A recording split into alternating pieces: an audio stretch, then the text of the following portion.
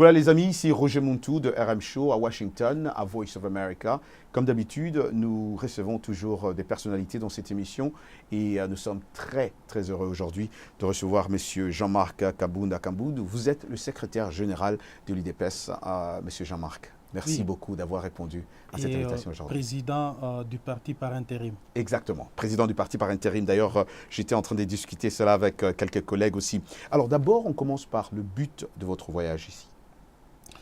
Je suis venu ici sur invitation de la direction de l'Internationale socialiste qui nous a conviés à un conseil de l'organisation au siège de l'ONU. Donc, plusieurs thèmes devaient être exploités là-bas. Il nous a été demandé de réfléchir sur un thème très particulier, surtout en rapport avec notre pays, dans la défense de la démocratie, là où elle est niée, menacée. Donc en fait, ça nous a permis à faire une réflexion et à présenter la situation du Congo au siège même de l'ONU. Monsieur le secrétaire général, j'ai aussi une émission, comme je disais au début de cette émission, de divertissement, RM Show, qui est suivi partout en Afrique francophone, ici même à Voice of America. Commençons avec ce sujet d'actualité. Après le concert de musique de l'artiste congolais Fally Ipupa, le spectacle d'Héritier Watanabe, aussi congolais, avait été interdit par le préfet de police samedi dernier à Paris, à cause, d'après la police parisienne, des débordements des combattants. Faites-vous partie, monsieur Kabounda Kamboudou, de ceux qui pensent que les artistes congolais aujourd'hui doivent renoncer à produire des titres à l'honneur des hommes politiques et faire de la musique engagée, par exemple? Oui, cela devait être élucidé à plusieurs dimensions. En fait, un artiste musicien, il reste un artiste apolitique. Il doit faire, ce sont des œuvres d'esprit. Nous n'avons pas à orienter la démarche d'un artiste parce que ce sont des œuvres d'esprit.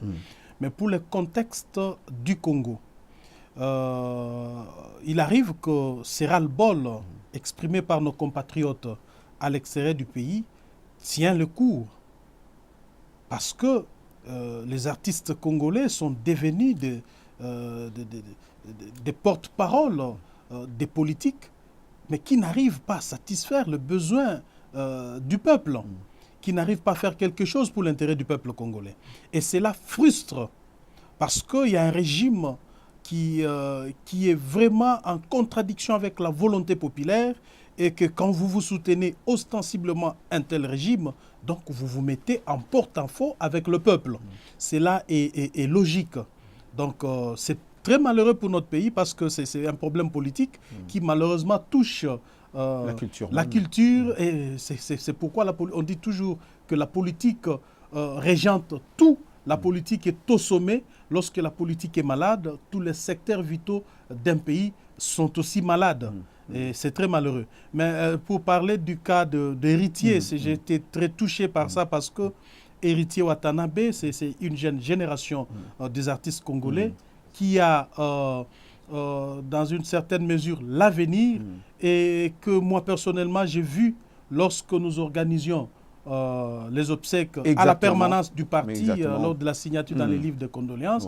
Héritier est venu avec son orchestre, il a chanté, il a signé dans les livres de condoléances, il a même tenu une conférence de presse avec un pagne à l'effigie du président Tshisekedi. Et beaucoup de ces fans ont dit ça sur les réseaux sociaux. Pour nous, c'était un message fort. Pour nous, Héritier reste ce jeune artiste qui engagé pour la défense de la démocratie. Parce qu'on l'a vu, c'était pas facile. C'était pas facile parce que Werason, Jibem Piana ne pouvaient pas mettre leur pied à la permanence du parti, craignant des représailles. Mais on a vu Héritier Watanabe, ce jeune qui est venu. Pour nous, c'est très dommage. Et s'il m'était demandé de faire un plaidoyer, j'aurais demandé aux combattants de laisser Héritier Watanabe tenir son concert parce que c'est un jeune qui a prouvé qu'il était du côté de la justice, qui soutenait vraiment le changement et la démocratie dans notre pays. Et si je pose cette question, c'est parce qu'évidemment, ces fans ont écrit sur nos réseaux sociaux, posé la question, dit, mais Roger, qu'est-ce que l'UDPS dit de tout ça? Parce qu'Héritier était quand même au deuil. Mais heureusement, vous venez de répondre à cette question. Alors, d'après vous, que faut-il faire pour permettre aux musiciens congolais aujourd'hui de livrer à nouveau des concerts dans ces salles mythiques en Europe ou ici aux États-Unis? Parce qu'ils peuvent. Que faut-il faire pour que cela revienne comme c'était dans le temps? Aujourd'hui, le problème est multidimensionnel. Ça ne dépend pas de la volonté d'un individu. La question est multidimensionnelle. Comment est-ce que la question politique ou les questions politiques dans notre pays seront résolues et afin de donner le souffle nouveau dans tous les secteurs de la vie dans notre pays? Parce que le régime de M. Kabila a vraiment soumis le peuple congolais à une sorte de misère, de paupérisation, de tueries, de massacres. Et cela appelle à une conscience collective. Donc vous ne pouvez pas. À gauche, il y a des gens qui meurent. Il y a des gens qui sont massacrés. Il y a des gens qui dorment affamés, qui n'ont pas de logis. 4,5 millions de personnes sans abri, des déplacés de guerre, et de l'autre, vous fêtez. Non, c'est anormal. C'est ça l'idée prônée par des combattants. Et moi, je me dis, cela pouvait aller plus loin jusqu'au pays. Parce que nous ne pouvons pas donner l'image contraire de l'image du pays. Le pays va mal. Le pays souffre. Le pays est au bord de sa disparition. Le régime de Kabila est en train de mettre le pays sur une piste qui l'amènera tout droit à sa disparition. Et cela demande une conscience collective. Des artistes, des politiques, des médecins. Donc, toute la société congolaise doit s'engager sur une voie de sauvegarder le pays. Et lorsqu'on se rend compte qu'il y a des individus qui tirent malheureusement des dividendes personnels auprès de certains dignitaires du régime ou directement du régime, et qu'ils font semblant, de tout ce qui se passe au pays pour donner une autre image, c'est très malheureux. Il n'y a pas de chance pour ce genre de personnes. Moi, je pense que la solution est d'abord politique. Nous devons arriver à une véritable alternance au Congo, promouvoir la justice distributive où chaque Congolais peut aller assister à un concert de 20-30 $. Parce qu'aujourd'hui, un concert de 100 $ n'est pas à la portée à la bourse de tout Congolais. Donc ce sont les mêmes gens qui volent l'argent du peuple. Ce sont les mêmes gens qui détournent, qui sont corrompus, qui ont accès à ces concerts. Et alors, que dirons-nous de ces petits peuples qui reçoivent 100 $ le mois? Peut-il aller entrer dans un concert de J.B. Mpiana de 100 $? Parce que c'est son salaire mensuel. Donc nous devons résoudre cette question de manière aussi plus large. Donc la justice distributive, mettre le peuple congolais dans une situation équitable, diminuer le fossé qui sépare les classes sociales au Congo, où c'est des politiques qui vivent dans l'opulence. Quand on accède à un poste politique, on a droit à tout. La Constitution est en dessous de ses pieds, les lois du pays sont en dessous de ses pieds, on profite, on mamelle du trésor public, et là c'est inacceptable. Donc nos musiciens devraient compatir avec le peuple congolais plutôt que de chanter à longueur de journée des hommes politiques corrompus, des hommes politiques qui n'ont pas de cœur pour le peuple, des hommes corrompus qui sont à la base des massacres et des tueries. Ça c'est anormal. Je ne peux pas soutenir ça, c'est anormal. Il faut avoir des musiciens aujourd'hui qui chantent la réalité du Congo. Et parce que la musique, c'est une façon de communiquer. C'est une façon de passer le message. Ce message va au-delà de nos frontières. Une façon de présenter le vrai visage du Congo. Mais est-ce que sont-ils obligés? Ils ne sont pas obligés de... Oui, je l'ai dit ici que ce sont des œuvres d'esprit, ils sont libres. Mais dans le contexte du Congo, je me répète, ils sont obligés de le faire. Dans le contexte du Congo, parce que tout Congolais doit faire quelque chose pour sauver le pays. Et en l'occurrence, la culture qui est un secteur qui fait passer énormément de messages, parce qu'à travers la culture, on sait voir le vrai visage d'un pays, on sait voir comment un peuple vit. Je crois qu'ils sont dans l'obligation, parce qu'aujourd'hui, le pays doit être sauvé. Et ce n'est pas par hasard que nos compatriotes combattants agissent ainsi. Ils ne sont pas fous. Parce que ces gens veulent revenir travailler au pays. Ils veulent apporter leur expertise au pays. Et ils sont empêchés par un régime dictatorial, un régime qui ne présente aucune perspective démocratique, aucune perspective en termes de développement. Et ça empêche nos compatriotes qui ont fui pour la plupart depuis l'époque de Mobutu, la répression brutale de Mobutu, de Mosé Laurent Désiré Kabila, et aujourd'hui ils veulent rentrer au pays. Mais c'est ce régime qui les empêche de rentrer. Donc, nous ne devons pas aujourd'hui constituer une sorte de soutien à un régime qui fait souffrir le peuple. Est-ce que l'UDPS a un projet pour les artistes, pour la culture congolaise, par exemple, en tant que parti politique? Bien sûr, en tant que parti politique qui aspire à la gestion du pays, nous avons un programme de gouvernance, un programme bien établi dans tous les secteurs, dans tous les secteurs vitaux de la vie de notre pays. Et parce que la culture, comme je venais de le dire ici, la culture, c'est un secteur clé pour une nation. Nous sommes reconnus mondialement comme un pays où c'est un pays de musique. Et vous voyez que c'est malheureusement que ces musiciens ne comprennent pas que le même pouvoir ne favorise pas leur émergence. Et quand vous posez la question actuellement, la politique en matière de culture, il n'y a rien. Le budget alloué à ce secteur est insignifiant. La preuve que le régime de Kabila ne s'occupe pas du secteur de culture. Donc ce sont des secteurs abandonnés comme la santé et l'éducation. Mais nous, à notre niveau, nous pensons que c'est un secteur qu'il faut valoriser.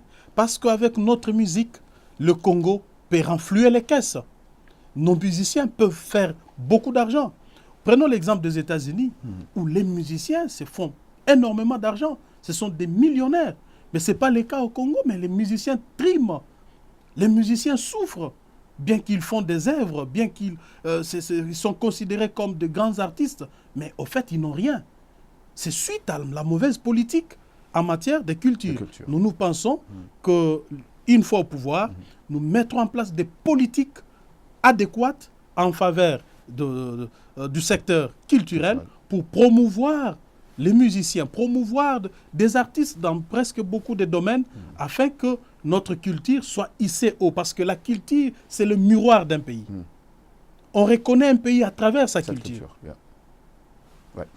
Parlons maintenant de la Commission électorale nationale indépendante où M. Corneille Nangaa récemment a dit que c'est impossible d'organiser les élections cette année. Mais il a dit aussi, nous devons évoluer avec le gouvernement et évaluer, et le Conseil national de suivi de l'accord de processus électoral. Alors, qu'en dites-vous? Parce que lui dit que c'est pratiquement impossible, c'est un problème technique et non politique. Qu'en dites-vous de cela? Nous ne sommes pas surpris d'une telle déclaration. Mais il vous souviendra que M. Nangaa, avant le 19 décembre, ou carrément un peu avant le 19 septembre, lorsque nous exigions à l'époque un calendrier électoral, M. Nangaa avait crié haut et fort qu'il lui était impossible à cette époque de présenter un calendrier électoral, d'autant plus qu'il n'y avait pas un consensus dans la classe politique. Il fallait attendre un consensus politique et dès que ce consensus était obtenu, il devait mettre sur pied un calendrier électoral. Eh bien, M. Nangaa a pris part aux négociations politiques du Centre interdiocésain dans la thématique élection. Et il a été prouvé noir sur blanc que les élections étaient possibles avant le 31 décembre 2017. Et cela a été marqué dans l'accord. Nous l'avons signé. Donc il est aujourd'hui bizarre. C'est bizarre que quelqu'un, président de la Commission électorale nationale indépendante de surcroît, de procéder à des déclarations tapageuses, des déclarations dangereuses pour la survie de notre pays. Dangereuse Donc, parce que le Razop aussi a dit, sans vous couper la parole, que c'est là une déclaration de guerre au peuple congolais. c'est vraiment dangereux. Mais c'est fort comme déclaration. Je vous dis, c'est une déclaration de guerre. C'est mépriser tout un peuple. Un peuple qui aspire à la démocratie, qui aspire à l'alternance politique. Un peuple qui a sacrifié ses fils et filles pour cette même démocratie. M. Nanga crache sur de nombreuses victimes dans notre pays. Donc aujourd'hui, il est clairement établi que M. Nanga, c'est une caisse de résonance du pouvoir de M. Kabila.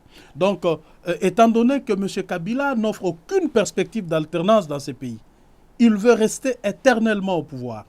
Eh bien, il peut qu'utiliser Nanga, parce qu'on sait de quelle manière Nanga est arrivé là où il est arrivé, afin qu'il n'y ait pas d'élection dans notre pays. Ça ne nous surprend pas. Mais ce qui est important, c'est de savoir, d'examiner, de voir avec un peu plus clair, de voir un peu plus clair sur les conséquences d'une telle déclaration. Mais est-ce que vous êtes, vous personnellement, sûr que techniquement, il y a moyen d'avoir des élections? Je voudrais aborder la question de l'accord, Oui. parce que c'est lié. Oui. C'est très lié. En fait, nous sommes allés dialoguer, pas pour offrir des postes à des individus. Nous étions allés dialoguer pour trouver des voies et moyens, baliser la voie à des élections libres, démocratiques et transparentes. Pour cela, il nous fallait bon nombre de principes pouvant régir cette période transitoire d'une année. Parce que M. Kabila, ayant perdu toute légitimité, l'égalité à l'issue de son second et dernier mandat intervenu le 19 décembre, il n'était plus question que Kabila gère le pays comme s'il avait un plein mandat. Donc la conséquence logique du refus par lui d'organiser les élections, c'était de lui ôter une partie de son pouvoir, donc la nomination d'un Premier ministre. Il ne pouvait pas nommer un Premier ministre de son choix, mais c'est à l'opposition de lui présenter ce Premier ministre. Et parce qu'il devait y avoir un mécanisme de contrôle, étant donné que M. Kabila, c'est vraiment l'incarnation du non-respect des textes. C'est un monsieur qui est habile en ça. Il ne respecte aucun texte dans ce pays. La Constitution, les lois du pays. Et donc, il fallait mettre un mécanisme de suivi. C'est ainsi qu'il a été décidé dans l'accord qu'on mette en place le CENSA pour faire le suivi de la transition, bien entendu, du respect de l'accord et du processus électoral. Eh bien, vous voyez, autour de ces principes, nous avons eu, par exemple, d'autres principes qui tenaient à l'apaisement de la tension, à l'apaisement du climat politique pour nous amener à des élections crédibles. Donc, notamment la liberté pour tous de s'exprimer sur les médias publics, la RTNC, cela n'a jamais été fait. Notamment la libération des prisonniers politiques pour calmer les tensions, apaiser les tensions, les retours en exil des politiques, des politiciens de l'opposition qui sont aujourd'hui contraints en exil, ils ne peuvent pas rentrer au pays, et d'autres mécanismes, dont notamment la décrispation politique, donc la possibilité pour toutes les tendances de s'exprimer publiquement. Mais cela n'a jamais été le cas. Donc aujourd'hui, on est en face du dévoiement total de l'accord de la Saint-Sylvestre. Et maintenant, si M. Nanga dit que l'accord disait qu'il devait y avoir une évaluation, mais c'est un peu bizarre parce que nous ne sommes pas dans l'accord. Ça fait longtemps que M. Kabila est sorti de l'accord politique du 31 décembre. Et donc, il ne sera plus question d'une certaine évaluation dès lors que nous ne sommes pas dans l'accord. Voilà pourquoi l'UDPS aujourd'hui fait une proposition plus pratique. M. Kabila n'étant pas dans l'accord, il est retombé dans la même situation de 2016 où il perdait ipso facto sa légitimité le 19 décembre 2016. Et étant en dehors de cet accord, M. Kabila n'a aucune légitimité. Et il n'est plus question aujourd'hui de parler d'une échéance d'une date, comme je l'entends certains politiciens les dire, 31 décembre 2017. Donc, il n'est même plus question de parler des dates précises. Il n'est plus question de parler des dates pour ce qui concerne Joseph Kabila. Il n'a aucune légitimité et le peuple congolais doit se tenir debout. Le peuple congolais doit se mobiliser pour les faire partir it et non.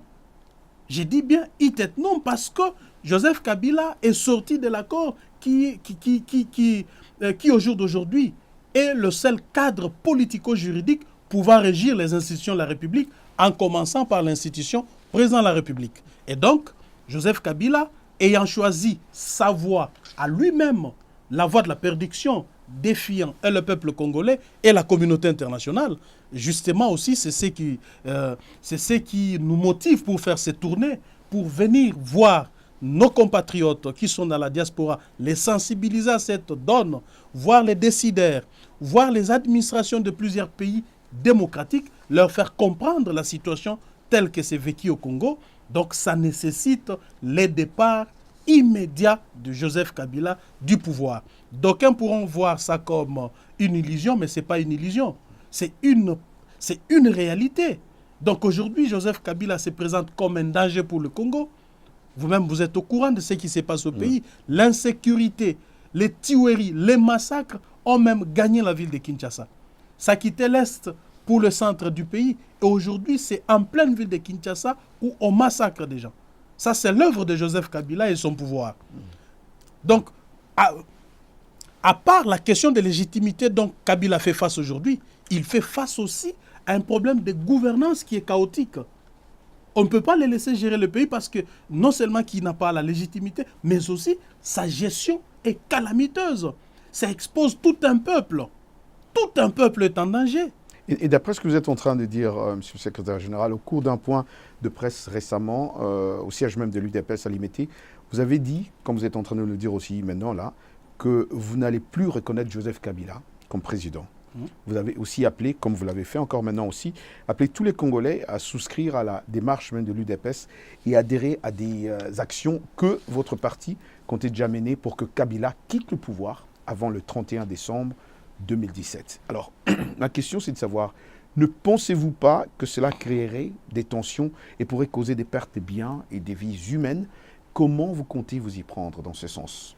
Oui, c'est dommage que dans le contexte qui est le nôtre, Joseph Kabila n'hésite pas à tuer.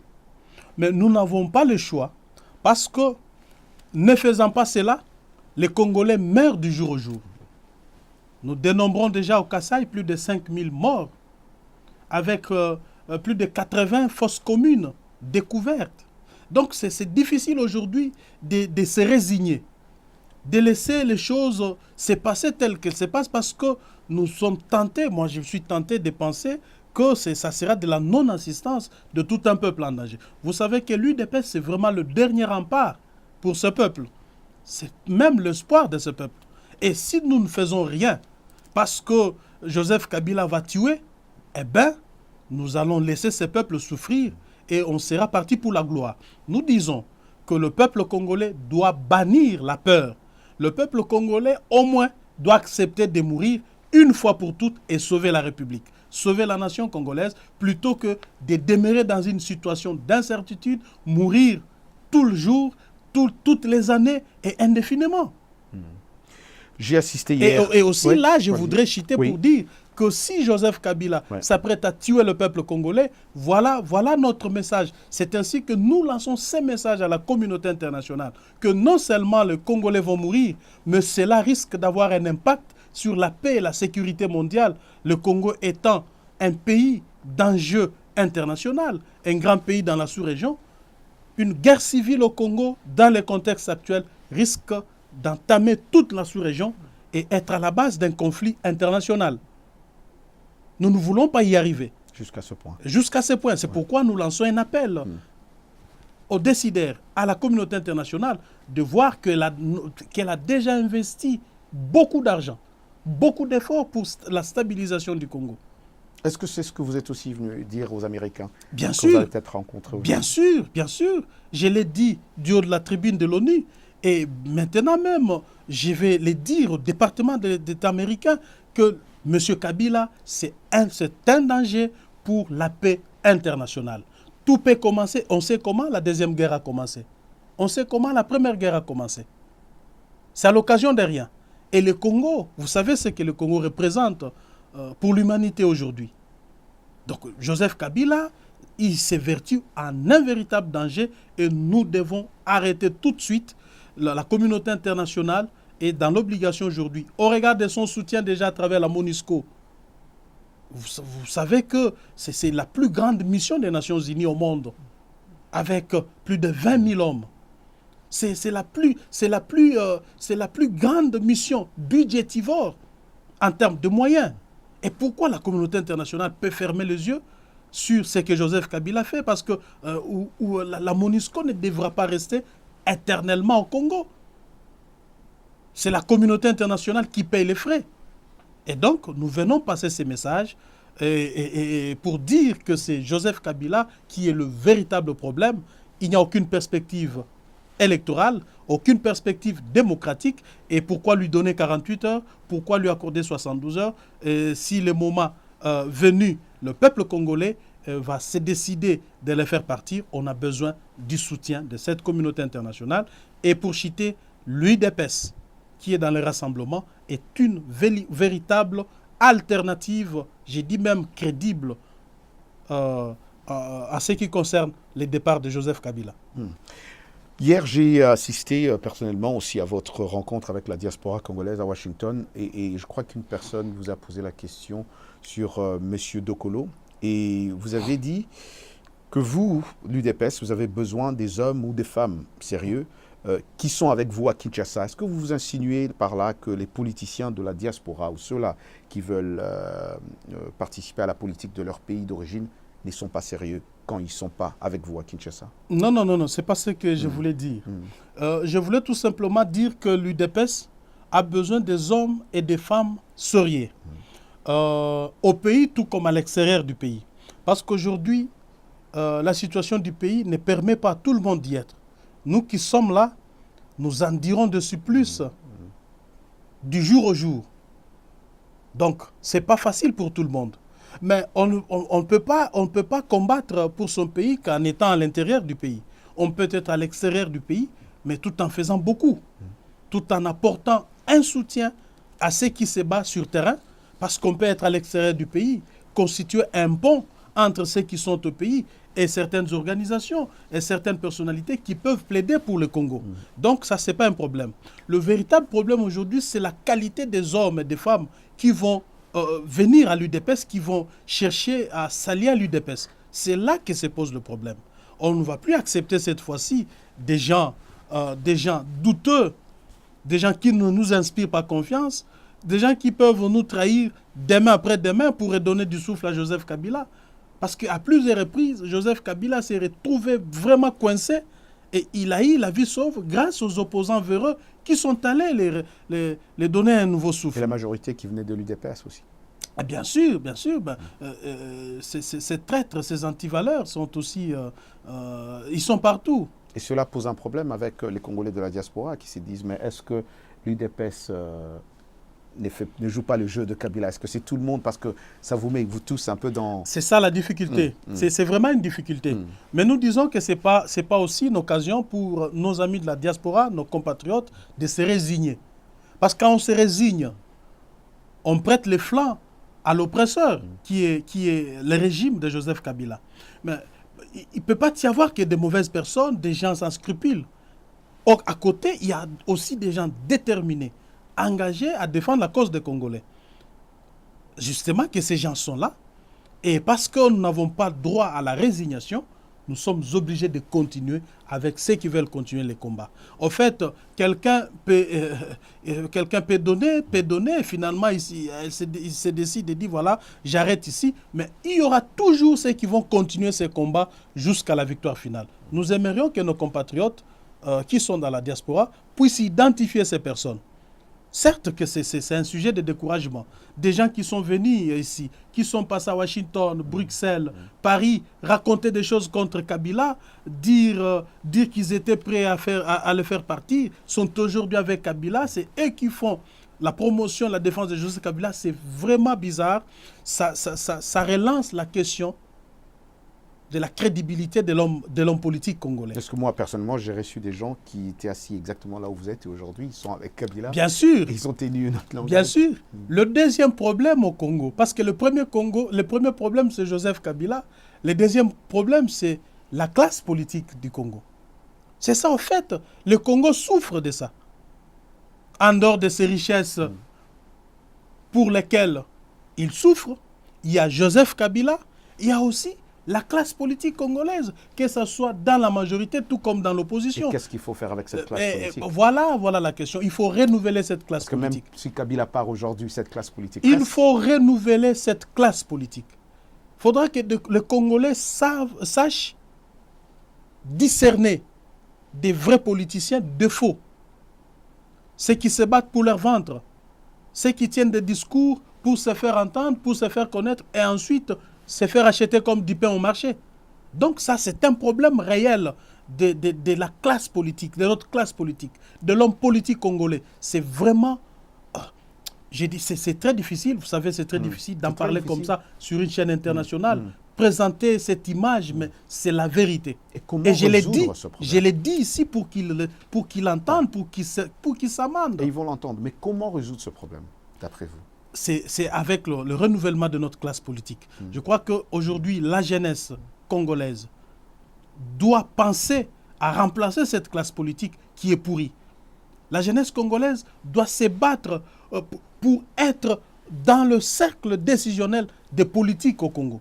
Ils ne doivent pas laisser tout entre les mains de ces politiques très véreux, qui sont retrouvables pour d'ailleurs la totalité de la majorité actuelle au pouvoir. C'est vraiment du n'importe quoi, mais aussi dans l'opposition, qui se veut opposition à Joseph Kabila, où il y a des gens qui physiquement, ils sont à l'opposition, mais spirituellement, ils cherchent comment aller chez Kabila, moyennant un poste ou des billets de banque. Donc c'est ça le vrai problème.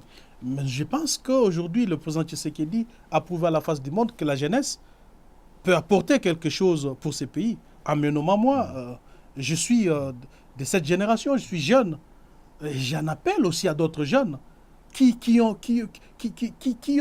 un pays à présenter dans le concert des nations, qui doivent aujourd'hui manifester un sursaut d'orgueil parce que nous avons un pays riche, un pays prospère, un pays qui doit se développer au même titre que tous les autres pays, toutes les autres nations. Moi, je crois que c'est à la jeunesse de s'approprier la politique de ces pays. La politique de ce pays. Vous êtes jeune vous-même et aujourd'hui, vous êtes aussi président intérim de ce parti, secrétaire général aussi. Comment vous comptez résoudre les problèmes qu'il y a dans votre parti aujourd'hui, que beaucoup disent être divisés aujourd'hui? Ça, c'est un fardeau, un gros lourd fardeau que vous avez, vous, en tant que jeune. Aujourd'hui, certaines personnes de votre âge sont là en train de faire peut-être la vie, mais vous avez ce gros fardeau à résoudre comme problème dans ce grand parti. Oui, l'UDPS, comme vous le savez, c'est un grand parti. C'est vraiment un État dans un État. Sûrement qu'il a du coup, des vous n'avez problèmes. Pas une tâche facile. Sûrement. J'ai grandi dans ces partis. Toute ma jeunesse, je l'ai passée dans ces partis. Je connais que vous êtes là depuis 16 ans, depuis l'âge de 16 ans. Depuis l'âge de 16 ans, ouais. Dans ces partis. Donc, nous essayons de redynamiser le parti, d'apporter des réformes, parce que la disparition du président Tshisekedi appelle tout de suite à des réformes. C'est très différent de l'époque, du temps de son vivant, parce que le président Tshisekedi, lui, était une incarnation de l'unité. Il était là parce que les bons comme les mauvais se retrouvaient autour de lui.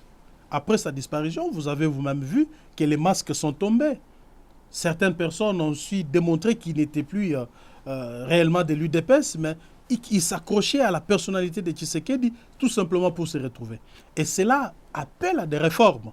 Nous devons maintenant voir dans quelle mesure est-ce que le parti peut se maintenir comme organisation moderne, organisation structurée, moderne, parce que le tout-puissant Tshisekedi, le charismatique n'est plus. Il est là, il avait sa manière de gérer le parti, il savait mettre tout le monde autour de lui. Il n'est plus. Le parti peut se maintenir qu'avec une bonne organisation, qu'avec des réformes, adapter ses partis à la vitesse du monde aujourd'hui, à la gestion basée sur la nouvelle technologie, par exemple. C'est ainsi que nous avons mis sur pied des projets, par exemple, de la mise sur pied du fichier national et international du parti, par exemple. C'est pour avoir l'image de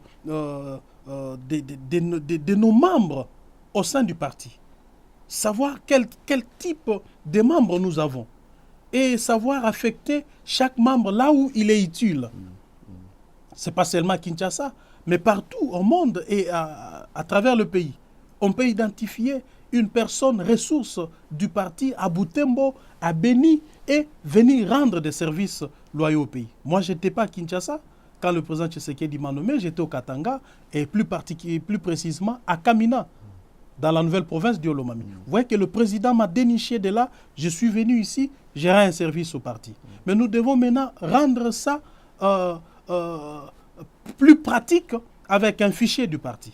Donc, ce sont des réformes que nous allons apporter au parti et nous allons nous habituer, nous allons finalement nous habituer à cette disparition qui est très douloureuse du président Tshisekedi qui nous a placés dans une situation où, dans un premier temps, nous avons eu peur. Sûrement. Dans un premier temps, cette disparition nous a fait peur et aujourd'hui, la confiance renaît. Nous sommes en train vraiment de nous installer avec les deux pieds sur terre. Le parti est en train de s'asseoir, contrairement au prophète de malheur qui pensait qu'après la disparition du président Tshisekedi, le parti allait disparaître complètement parce qu'aucun parti en Afrique n'a subsisté. Mais pour l'UDPS, aujourd'hui, la preuve est là. L'UDPS ne disparaîtra jamais étant donné que c'est un état d'esprit. Tshisekedi, lui, a eu à former d'autres Tshisekedi, des millions de Tshisekedi que nous sommes. Félix Tshisekedi a déclaré qu'il présiderait une transition de 6 mois sans le président Joseph Kabila au cas où les élections ne sont pas tenues à la fin de 2017. Alors, comme le prévoit d'ailleurs l'accord signé le 31 décembre 2016. Comment, d'après vous, va-t-il s'y prendre? Est-il là dans la légalité de dire ou de faire une chose pareille? En fait, Félix Tshisekedi, c'est un homme politique de premier plan dans notre pays. Mais à l'UDPS, il ne faut pas oublier qu'il est secrétaire général adjoint. Il est président du Rassemblement. C'est un leader incontesté de l'opposition. Il a donné sa vision des choses. Il a dit ce qu'il pouvait dire parce que la situation est dramatique telle que nous venons de la décrire. Mais il faut savoir que la situation telle que se présente, nous ne devons pas prêter les flancs à Joseph Kabila pour éditer l'histoire de 2016, où on l'attendait quitter le pouvoir le 19 décembre. Eh bien, le gars a installé des chars de combat partout, et cette date était passée, et nous avons été contraints à un dialogue avec lui. Aujourd'hui, il ne s'est pas respecté l'accord résultant de ce dialogue. Donc, nous devons vraiment réfléchir sur ce que nous devons faire et être pratique. Être pratique. Je ne vois pas Joseph Kabila quitter de lui-même le pouvoir. Laisser la place à une transition de quelque manière soit-elle dans ces pays. À moins que je le sache. Donc, Joseph Kabila n'est pas dans une logique de quitter pacifiquement le pouvoir. Nous devons d'abord, avant de parler d'une transition, mais envisager des voies et moyens pour son départ. Qu'est-ce que nous donnons? Donc, ce n'est pas du tout légal pour M. Tshisekedi de dire qu'il présiderait alors... Non, il est dans ses droits de dire qu'il présiderait. Ça, ce n'est pas un problème. À l'UDPS, nous pensons que Félix Tshisekedi est valable. Pour être candidat de l'UDPS au présidentiel, ainsi de suite, il faudra attendre le congrès. Il faudra attendre le congrès du parti pour qu'il soit confirmé à ses titres. Eh bien, ça, ce n'est pas le problème. Lorsqu'un politicien donne ses ambitions, c'est vraiment la démocratie. Il faut les laisser s'exprimer, exprimer ses ambitions. Mais le vrai problème aujourd'hui, ce n'est pas de cette transition que Kabila ne pourra pas offrir au peuple congolais sur un plateau d'or. C'est ça le vrai problème. Voyez-vous? Donc aujourd'hui, il faut réfléchir comment faire partir Joseph Kabila et ensuite cette transition pourra arriver après. Monsieur le secrétaire général, où en êtes-vous avec l'inhumation d'Étienne Tshisekedi?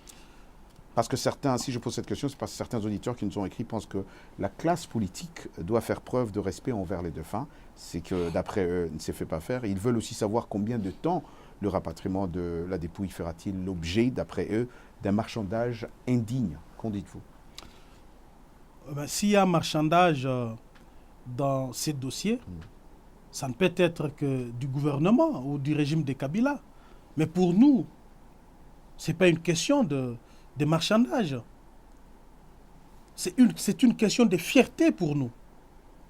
Et d'ailleurs, c'est une question de vie ou de mort. Etienne Tshisekedi, c'est pour nous une icône. C'est pour nous un modèle. Il restera gravé dans nos mémoires. Tshisekedi, pour nous, c'est tout ce que nous avons. C'est tout ce que nous avons connu. Et pour ça, il doit mériter des obsèques dignes de son nom. Au-delà de toute discussion politique, tout positionnement, toute récupération politique, à l'UDPS, nous estimons que le président Tshisekedi a fait ce qu'il a fait, il mérite des obsèques dignes de son nom. Où se pose le problème? C'est justement le gouvernement de M. Kabila qui ne veut pas du rapatriement du corps, estimant que cela peut ramener une révolution au pays. Ça, je l'ai dit parce que j'ai entendu de la bouche des collaborateurs de Joseph Kabila le dire. Ils le disent sans honte. Ils le disent comme ça. Ils disent non, non, nous ne saurons pas gérer 3-4 millions de Congolais dans les rues de Kinshasa et il se pose des problèmes. Donc Kabila se reproche de quelque chose. Kabila reconnaît qu'il a offensé le peuple congolais. Kabila reconnaît qu'il a massacré le peuple congolais, qu'il a mis le peuple congolais dans une situation de misère et de pauvreté. Il refuse que le peuple congolais trouve une occasion de se révolter. 4 millions de personnes, ça peut éclater. Et donc, il faut empêcher le rapatriement du corps du président Tshisekedi. C'est ça la vérité. C'est ça au fait. Donc jusque-là, on n'a aucune idée, on ne sait pas quand. Mais nous nous sommes mis d'accord avec ces gens. Nous avons discuté avec eux dans une tripartite. Et un accord a été trouvé. Vous êtes de la presse, vous êtes sans ignorer qu'un accord, un accord, je dis bien un accord, a été trouvé entre les trois parties. Je pense que c'était le 9 mai dernier qui était... Et bien entendu. Et de cet accord, tout était clairement indiqué. L'endroit où le président Tshisekedi devait être inhumé, l'endroit où le corps devait être exposé pour 3 jours de deuil. Et tout a été décidé. Eh bien, nous sommes surpris de voir que M. Kabila, à l'occasion de rien, refuse. Donc, le gouvernement refuse de signer un communiqué qui devait sanctionner le début des travaux. Eh bien, nous nous sommes dit, mais c'est quoi? On comprend bien cette attitude au regard de tout ce que je viens de raconter ici, mais c'est très malheureux pour le régime de M. Kabila de ne plus respecter même des petits accords. Même lorsqu'on se met d'accord sur un petit problème, le régime de Kabila n'a jamais respecté. C'est très malheureux parce que nous avions déjà discuté. Nous nous étions déjà mis d'accord. Et malheureusement, ils refusent d'appliquer ce que nous nous sommes dit. Et là, la conséquence, c'est que les corps ne peuvent pas rentrer ici et on ne peut pas organiser des obsèques. L'opinion doit savoir que c'est le régime de M. Kabila qui empêche le rapatriement de la dépouille mortelle. Parce que nous, à l'UDPS, nous n'avons aucun intérêt. Aucun intérêt. Donc c'est même incompréhensible, inconcevable que nous soyons à la base de ces blocages dans la mesure où chaque jour, nous nous battons pour que ces corps rentrent au pays et soient inhumés en toute dignité. Merci, Monsieur le Secrétaire Général. Hier, vous avez rencontré les membres de la diaspora, je l'ai dit au début de cette émission, de Washington. Cette émission est aussi suivie par plusieurs membres de la diaspora congolaise partout aux États-Unis. Comme vous le savez, les États-Unis, comme je le dis toujours, ce n'est pas un pays, mais un continent. Est-ce que vous avez un message à ceux qui sont en train de vous suivre et ils vont vous suivre? Le message que je suis en train de véhiculer partout où je passe, c'est d'abord de sensibilisation de la communauté congolaise. Parce que l'avenir de ces pays est entre les mains, avant tout, des Congolais. Ce sont des Congolais qui vont œuvrer à la destinée de ces pays. Donc si les Congolais aujourd'hui, dans la diaspora, comme ils sont aujourd'hui, ne pensent pas au sort de leurs compatriotes qui sont restés, ne pensent pas à l'avenir de ces pays, nous devons dire tout de suite que vraiment c'est très malheureux. Ils doivent comprendre que la survie des Congolais qui sont restés au pays, l'avenir du pays est aussi entre leurs mains. Ils ont quelque chose à faire, ils ont un travail à faire.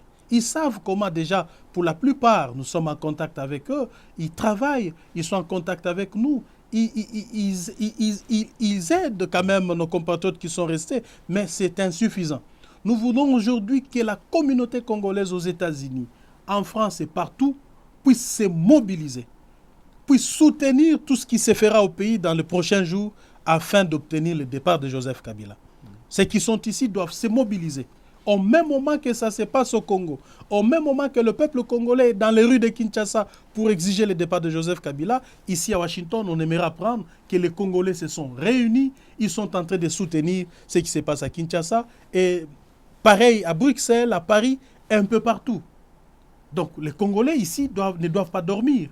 Ils doivent être attentifs à ce qui s'est fait au pays. Voilà, nous approchons vers la fin de cette émission. Monsieur Kambunda, est-ce que la première fois, alors je vous ai déjà posé la question de savoir si c'était la première fois à Washington, vous avez dit c'est la première fois. D'abord, comment vous trouvez Washington et comment vous trouvez alors nos locaux de Voice of America? Je dois dire que ça, c'est vraiment un monde à part. C'est merveilleux ici. Et cela me fait réfléchir plus d'une fois, de voir que les dirigeants africains, les dirigeants congolais qui viennent régulièrement ici, ferment leurs yeux pour voir comment ça s'est fait ici. Donc vous pensez qu'ils devaient copier le minimum qu'ils peuvent? Absolument, absolument. Si pas tout copier, mais faire le minimum, parce que le minimum de ce qui s'est fait aux États-Unis, pour nous au pays, c'est plus grand.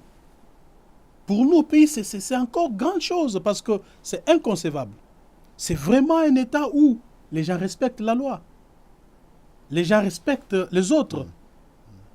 Et où les gens manifestent l'amour et l'intérêt pour leur pays. Très important. Monsieur le secrétaire général, merci beaucoup pour votre temps. Merci. Très gentil de votre part. Merci. Voilà, c'était Roger Muntu et on vous dit comme d'habitude, merci, on se retrouve prochainement.